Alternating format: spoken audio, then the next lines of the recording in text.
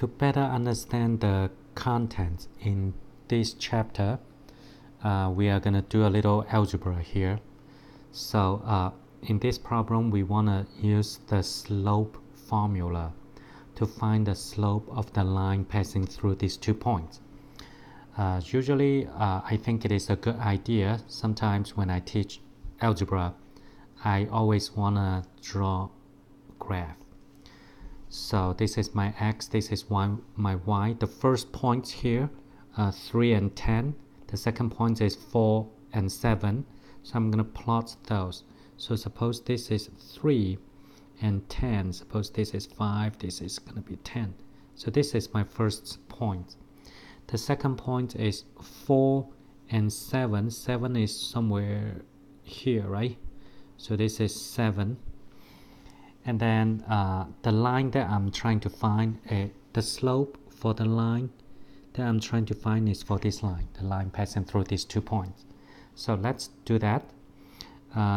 First of all, let's review the slope formula, which is y2 minus y1 divided by x2 minus x1, where x1, y1 is your first point, which is 3 and 10 here. x2, y2 is your second point here, which is 4, 7. So with that, let's do the algebra.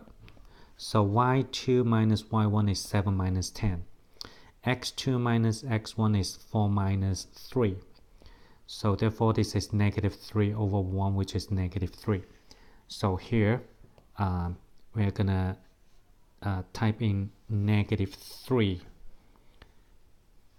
Let's find negative 3 and then let's check.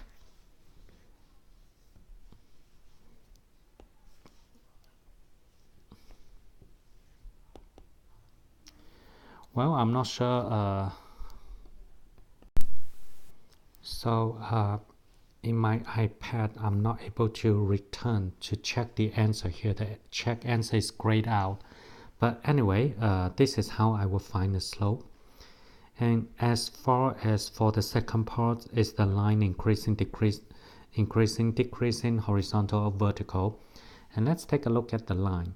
So you can see that when x is increasing, like when x is getting larger, the y is getting smaller. So the line, straight line, is a downtrend line.